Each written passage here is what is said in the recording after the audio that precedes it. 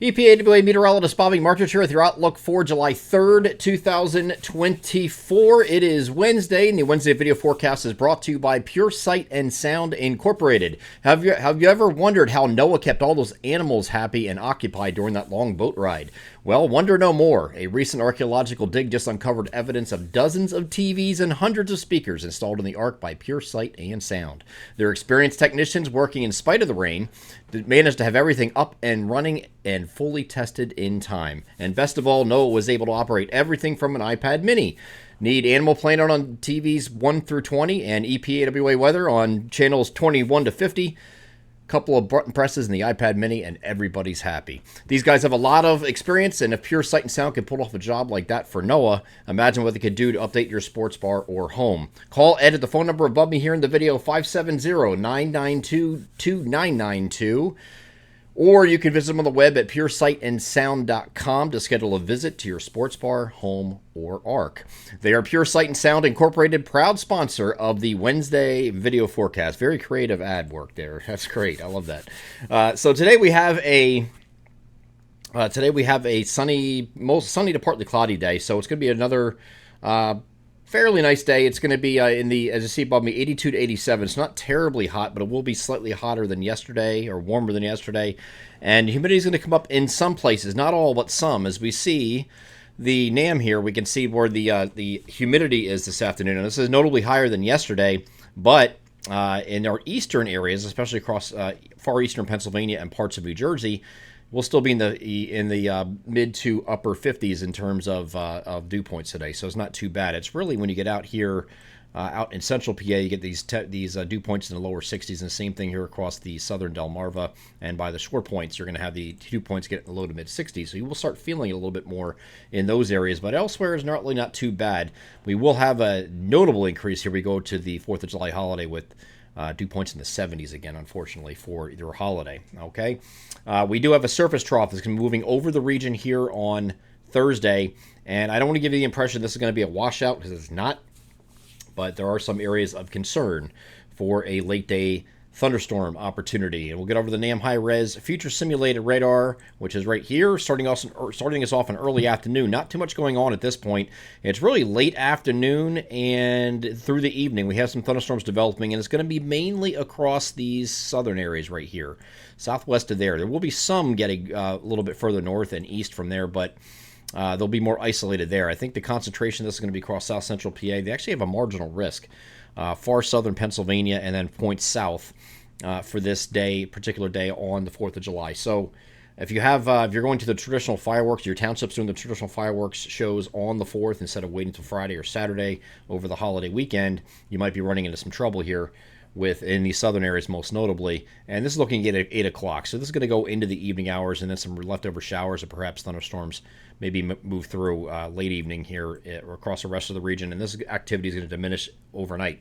So the day prior, because of the presence of that surface trough, we're going to have mostly cloudy skies. More clouds and sun throughout the day. That's why temperatures aren't crazy. It's 85 to 90, but those dew points in the low to mid 70s are going to make it feel much hotter than that.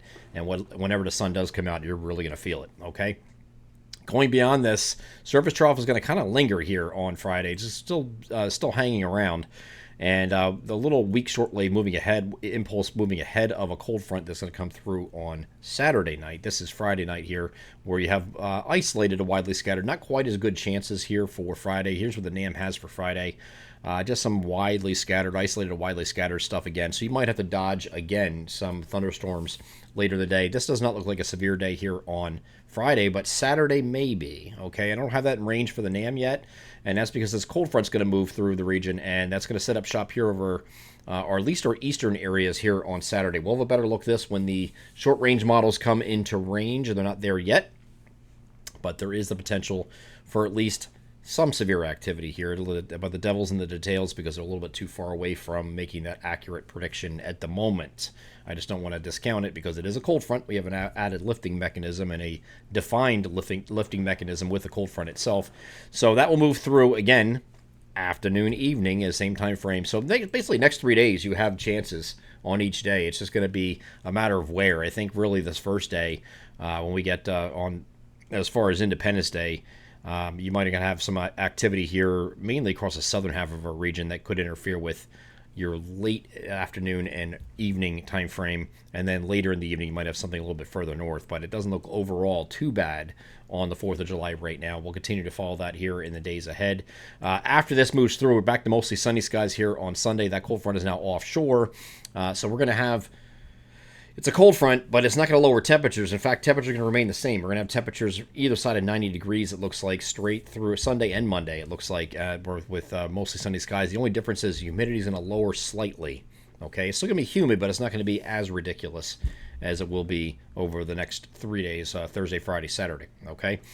And once you get to Monday, we're looking at partly cloudy skies, and then another frontal boundary will approach the region here for Tuesday. So sometime, this is late Tuesday. It doesn't have anything in our area. It's mostly western Pennsylvania, but we do have a chance for late day thunderstorms in the forecast for Tuesday, just in case, because timing, when you're looking at that far away, timing can certainly move around a little bit, and this could speed up a little bit, and later in the day on Tuesday, you could have some thunderstorms. Okay, so we have that in the forecast for Tuesday and again on Wednesday next week. So looking like we're just going to have these frontal boundaries moving through and giving the opportunity for thunderstorms. Some periods will get it, some won't. But, I think the best chance is actually going to be Saturday for a more widespread either line or something coming through where most areas will get in at least something on Saturday. But Friday or Thursday and Friday look like it's going to be isolated to widely scattered, and that activity is going to be, again, favoring southern areas for anything that would be a little bit more organized. Southern half, maybe south of 78, is what we're looking at from late afternoon through early evening, and then some intermittent showers maybe late evening into part of the overnight.